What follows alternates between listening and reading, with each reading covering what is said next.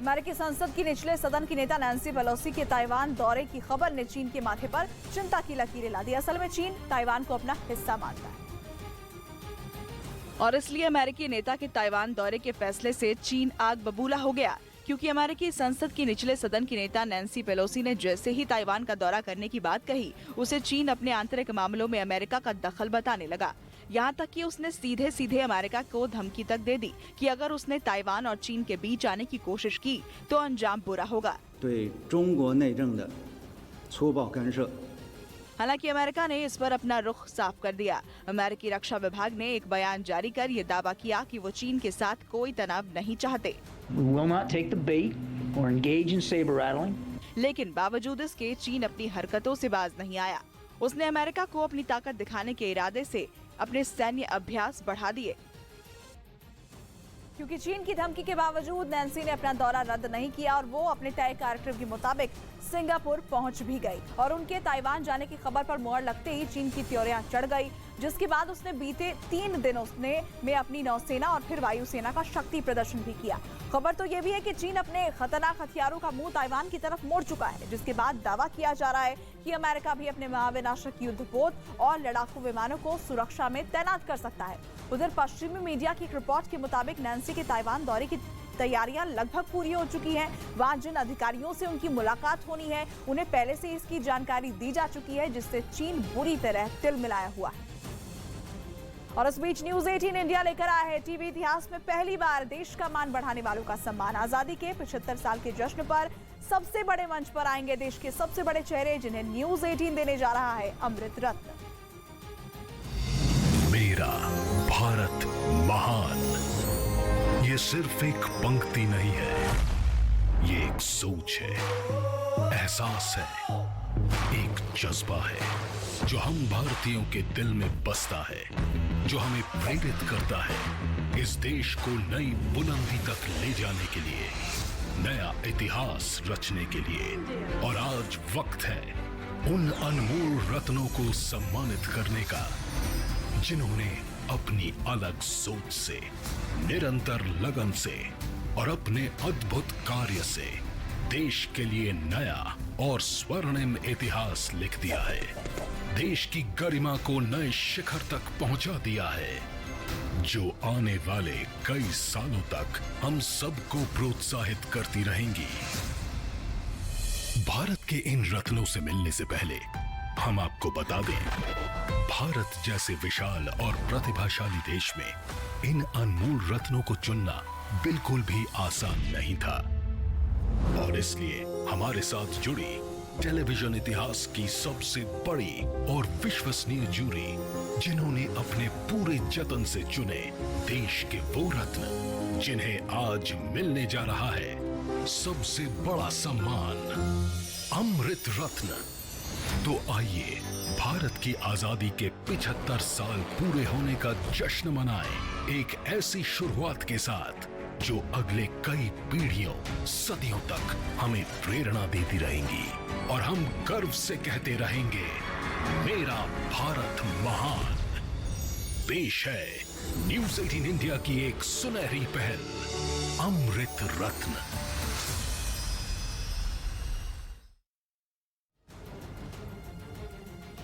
भगवान नागचंद्रेश्वर के पट खोले गए, ऐसे में दर्शन के लिए श्रद्धालुओं की भीड़ उमड़ पड़ी।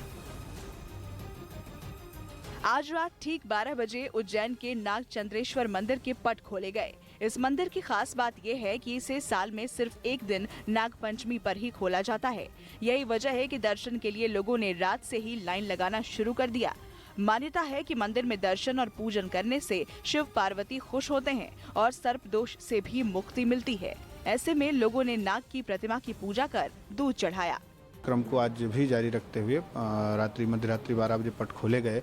दर्शन के लिए प्रशासन ने पुख्ता इंतजाम किए, साथ ही श्रद्धालुओं की सुविधा के लिए बैरिकेड्स भी लगाए गए ताकि आसानी से दर्शन किए जा सकें। तेल के खेल में एक बार फिर अमेरिका को बड़ा झटका लगना तय माना जा रहा है। दावा यह है कि कच्चा तेल एक्सपोर्ट करने वाले देशों का संगठन ओपेक प्लस एक बार फिर रूस के साथ खड़ा होने का फैसला कर चुका है, जिससे अमेरिका को बड़ा झटका लगना तय है। हालांकि बैठक होनी अभी बाकी है, लेकिन अंतर्राष्ट्रीय बाजार को भी ऐसा नहीं लगता कि कच्चे तेल का उत्पादन बढ़ाया जाएगा। इसीलिए अंतर्राष्ट्रीय बाजार में कच्चे तेल की कीमतों में एक बार फिर तगड़ा उछाल देखा गया। मांग के मुकाबले कच्चे तेल का उत्पादन काफी कम है। कच्चे तेल का उत्पादन करने वाले देश अपनी क्षमता से काफी कम तेल निकाल रहे हैं। ये देश कितना तेल निकालेंगे उसका फैसला ओपेक प्लस देशों की बैठक में लिया जाता है। लेकिन 2020 में इस संगठन ने उत्पादन घटाने का फैसला किया था। उस वक्त दुनिया के ज्यादातर मुल्कों में कोरोना वायरस की वजह से लॉकडाउन लगा हुआ था। गाड़ियां काफी कम चल रही थी, इसलिए तेल की मांग काफी कम थी, इसीलिए उत्पादन कम कर दिया गया था। अब कच्चे तेल की मांग तो पहले से भी ज्यादा हो चुकी है, लेकिन उत्पादन नहीं बढ़ाया गया है। और दावा यह है कि जितनी मांग है उतना उत्पादन अगर शुरू हो जाए तो कच्चे तेल की कीमतें तो काबू में आएंगी ही। यूक्रेन में चल रही जंग का रुख भी बदल जाएगा, क्योंकि कच्चे तेल की कीमतें अब भी आसमान छू रही हैं। ऐसा इसलिए है क्योंकि उत्पादन उतना नहीं किया जा रहा जितनी मांग है। तेल की कीमतें बढ़ने का सीधा फायदा रूस को हो रहा है। रूस ओपेक प्लस संगठन का सदस्य है और कच्चे तेल का उत्पादन करने वाले बड़े देशों में, इसीलिए तेल की कीमतें बढ़ने का सीधा फायदा रूस को मिलता है। और कितना फायदा मिलता है कि वो यूक्रेन की पूरी जंग का खर्च अकेले तेल से होने वाली कमाई से निकाल सकता है, जबकि अमेरिका और उसके सारे सहयोगी देशों का बजट कच्चे तेल की महंगाई बिगाड़ रही है। यहां तक कि भारत जैसे देश जो कच्चा तेल इंपोर्ट करते हैं, महंगे तेल की वजह से उनका भी गणित बिगड़ा हुआ है। इसीलिए अमेरिका तेल के मसले पर भारी दबाव का सामना कर रहा है। एक तो महंगे तेल की वजह से अमेरिका की अर्थव्यवस्था पर बढ़ रहा बोझ, ऊपर से उसके सहयोगी देशों को हो रही तकलीफ। कच्चे तेल के गणित ने अमेरिका के समीकरण बदल कर रख दिए। इसीलिए अमेरिका की कोशिश कच्चे तेल का उत्पादन बढ़ाने पर ओपेक प्लस देशों को राजी करने की है। बाइडेन इसी मामले पर बात करने के लिए सऊदी अरब तक पहुंच गए थे, लेकिन तमाम कोशिश के बावजूद वो तेल पर कोई फैसला नहीं करवा पाए। माना जा रहा है कि पुतिन की पैठ ने बाइडेन को बाजी पलटने का मौका ही नहीं दिया। बुधवार को होने वाली बैठक में भी अगर रूस भारी पड़ा तो अमेरिका के लिए बड़ा झटका होगा। इसके साथ ही ये भी तय हो जाएगा कि अंतर्राष्ट्रीय बाजार में कच्चे तेल की कीमतें कम होने के आसार लंबे वक्त तक नहीं है।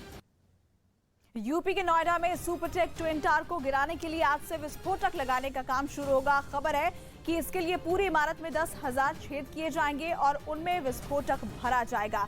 बताया गया कि इस तरह से विस्फोटक लगाने से सिर्फ 9 सेकंड में ये इमारत ढह जाएगी और इसके लिए इन ट्विन टावरों में 3,700 किलो विस्फोटक लगाया जाएगा, जबकि इस इमारत को गिराने के दौरान आसपास का पूरा इलाका खाली करवाया जाएगा ताकि किसी को भी चोट न पहुंचे।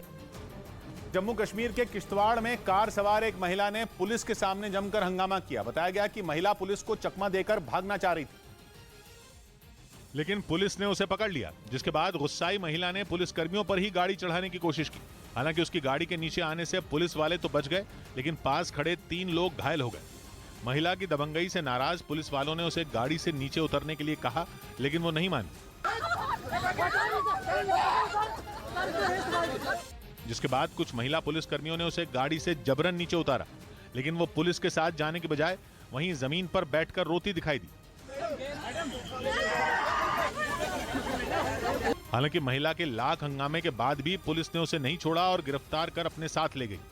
बताया गया कि जिस महिला को गिरफ्तार किया गया उसने एक दिन पहले ही पुलिस की नाकेबंदी को तोड़ा था, जिसके बाद से पुलिस उसकी तलाश कर रही थी। मिथुन चक्रवर्ती बनारस में फिल्म की शूटिंग कर रहे हैं। इस दौरान उन्होंने वहां की मशहूर लस्सी और पान का मजा लिया। मिथुन चक्रवर्ती इन दिनों वाराणसी में फिल्म की शूटिंग कर रहे हैं। अब आप बनारस जाएं और वहां की लस्सी का मजा ना लें, ऐसा भला कैसे हो सकता है? तो फिर दादा खुद को कैसे रोक पाते? बस फिर क्या, दादा पहुंच गए बनारस के मशहूर लस्सी वाले के पास और वहां जाकर पहले लस्सी का स्वाद लिया और फिर बनारसी पान खाया।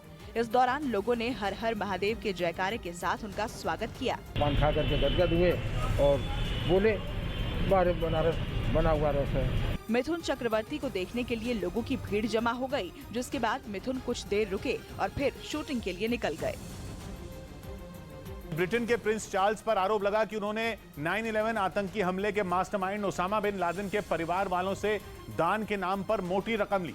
ये दावा ब्रिटेन के अखबार द संडे टाइम्स की तरफ से किया गया, जिसके मुताबिक ओसामा बिन लादेन के परिवार की तरफ से प्रिंस चार्ल्स के ट्रस्ट PWCF यानी prince of Wales charitable fund को 1 मिलियन पाउंड यानी भारतीय रुपयों में 9.5 करोड़ से ज्यादा की रकम दान दी गई थी। द संडे टाइम्स ने दावा किया कि प्रिंस चार्ल्स के कई सलाहकारों ने उन्हें ओसामा के चचेरे भाई बकर बिन लादेन और शफीक से चंदा नहीं लेने की सलाह दी थी, लेकिन आरोप है कि ट्रस्ट के सलाहकारों की आपत्ति के बावजूद 2013 में लंदन के क्लेरेंस हाउस में चार्ल्स बकर बिन लादेन से मुलाकात के दौरान चंदा लेने के लिए तैयार हो गए थे। मतलब यह कि आतंकी ओसामा बिन लादेन के मारे जाने के 2 साल बाद उसके परिवार से prince of Wales charitable fund को यह दान मिला था। हालांकि सऊदी अरब में रहने वाले लादेन के परिवार के लोगों पर आतंकी गतिविधियों में शामिल होने के कोई सबूत नहीं मिले हैं। लेकिन आतंकी के परिवार से चंदा लेने की खबर सामने आने के बाद हंगामा खड़ा हो गया। ये पहली बार नहीं है जब प्रिंस चार्ल्स इस तरह के विवादों में घिरे हैं। इसी साल फरवरी में ब्रिटिश पुलिस ने उनसे जुड़ी एक और चैरिटेबल फाउंडेशन के खिलाफ जांच शुरू की थी। आरोप है कि उनकी संस्था ने सऊदी अरब के कारोबारी से दान में मोटी रकम लेकर उसे ब्रिटिश नागरिकता दी थी। इसके अलावा पिछले महीने ही संडे टाइम्स ने दावा किया था कि प्रिंस चार्ल्स ने कतर के पूर्व प्रधानमंत्री शेख हमद बिन जासिम बिन जाबिर अल थानी से दान के रूप में $30 लाख यानी भारतीय रुपयों में करीब 24 करोड़ रुपए लिए थे। यही नहीं, 1986 में बने प्रिंस चार्ल्स के ट्रस्ट पर एक रूसी बैंकर से कैश में दान लेने के आरोप लगे थे, जो पहले मनी लॉन्ड्रिंग का दोषी ठहराया जा चुका था। यूपी के सीतापुर से मंदिर में एक महिला से चोरी की हैरान कर देने वाली तस्वीर आई, जहां शातिर महिला चोर बेखौफ होकर चोरी की कोशिश करती नजर आई। महिला चोर की एक एक हरकत वहां लगे सीसीटीवी कैमरे में रिकॉर्ड हो गई। मंदिर लोगों की आस्था का प्रतीक है। यहाँ हर कोई भक्ति भावना से ओतप्रोत होकर पूजा करने पहुँचता है, लेकिन मंदिर के अंदर इस भीड़ में एक शातिर चोर भी मौजूद था, जिसकी नजर भगवान पर नहीं बल्कि श्रद्धालुओं की ज्वेलरी और कैश पर थी। इस वीडियो को गौर से देखिए, कैसे एक महिला श्रद्धालु पूजा में लीन थी और उसके पीछे खड़ी शातिर चोर की नजर उसके गले की चेन पर थी। वो बार बार उसका पल्लू हटाकर चेन चोरी करने की कोशिश करती दिखी और आखिरकार अपने मंसूबे में कामयाब हो गई। पूजा कर रही महिला के गले में पड़ी सोने की चेन चोरी कर फरार हो गई। मामले की जानकारी मिलने पर पीड़ित शोर मचाने लगी, जिसके बाद मंदिर के गर्भगृह से लेकर बाहरी परिसर में हड़कंप मच गया। मौके पर पुलिस भी पहुंच गई और सीसीटीवी की मदद से आरोपी की तलाश शुरू कर दी। लगातार हो रही बारिश की वजह से वहां के कई इलाकों में बाढ़ जैसे हालात बन गए हैं और ऐसे हालात में जरा सी लापरवाही से लोगों की जान तक जा रही है। लेकिन इसके बाद भी लोग मानने को तैयार नहीं है। इस बीच हिमाचल प्रदेश के कई इलाकों में भारी बारिश और बादल फटने से लोगों की मुसीबतें और बढ़ गईं। जगह जगह बादल फटने के बाद कुल्लू से लेकर मंडी तक नदी और नालों में उफान आ गया, जिसके बाद कुल्लू में एक लोहे का पुल तिनके की तरह सैलाब में बहता नजर आया। पहाड़ से पानी के साथ बहकर आए मलबे ने चंद सेकंड में पुल को पूरी तरह से ध्वस्त कर दिया। पुल को तबाह करने के बाद पत्थरों के साथ बह रहा मलबा तेजी से निचले इलाकों की तरफ बढ़ता दिखाई दिया। सैलाब के साथ बह रहे मलबे से कुल्लू के कई हिस्सों में बाढ़ जैसे हालात बन गए। यही नहीं, भारी बारिश और पहाड़ फटने के बाद चंडीगढ़ मनाली नेशनल हाईवे के ऊपर से पानी बहने लगा। ब्यास नदी में आए उफान की वजह से कुल्लू के कई इलाकों में ट्रैफिक थम गया और सड़कों को बंद तक करना पड़ा। और तबाही की ऐसी ही कुछ तस्वीरें हिमाचल प्रदेश के मंडी से भी सामने आई।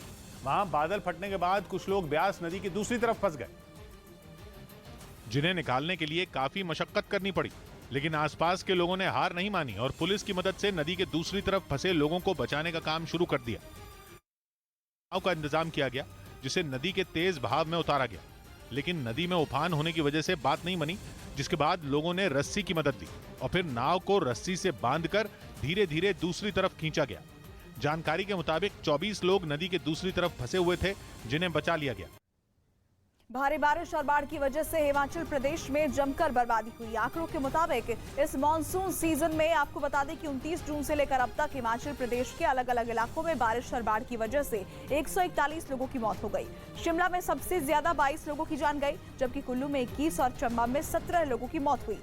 जबकि भारी बारिश की वजह से प्रदेश में 538 करोड़ से ज्यादा की संपत्ति का नुकसान हुआ है। इसके अलावा 25 पक्के और 50 कच्चे मकान भी ढह गए हैं। मौसम विभाग ने 5 अगस्त तक प्रदेश में येलो अलर्ट जारी किया है, जिसकी वजह से लोग दहशत में हैं। ममता कैबिनेट में बुधवार को बदलाव होगा। पश्चिम बंगाल की सीएम ममता बनर्जी ने 3-4 नए चेहरों को कैबिनेट में शामिल करने का ऐलान किया। 4-5 जनके मंत्रिसभाয় যারা আছে তাদের আমরা কাজে লাগাবো দলের কাজে। बंगाल बीजेपी ने मंत्रिमंडल में फेरबदल के मामले में टीएमसी पर तंज किया कि चेहरा बदलने से दाग नहीं धुलेंगे। দেখুন বাংলার মানুষকে বোকা বানানোর জন্য আরো হয়তো কিছু স্ট্যান্ডবাজি হবে। ममता सरकार ने बंगाल में जिलों की संख्या 23 से बढ़ाकर 30 करने का फैसला लिया। जम्मू कश्मीर के कई इलाकों में बाढ़ ने जमकर कोहराम मचाया।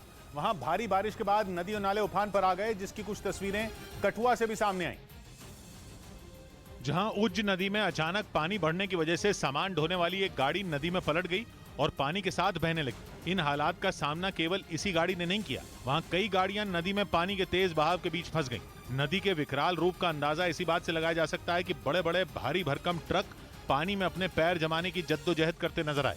ऐसे में वहां से गुजर रहे लोगों की जान कुछ देर के लिए तो अटकी रह गई। हालांकि गनीमत यह रही कि इस दौरान सब सुरक्षित रहे। उज्ज नदी की ही तरह एक नाले में भी पानी बढ़ गया, वो भी इतना कि पानी के तेज बहाव में 3 लोग बह गए, जिसके बाद पुलिस ने सेना के साथ मिलकर उन लोगों को ढूंढ निकालने की कोशिश तेज कर दी।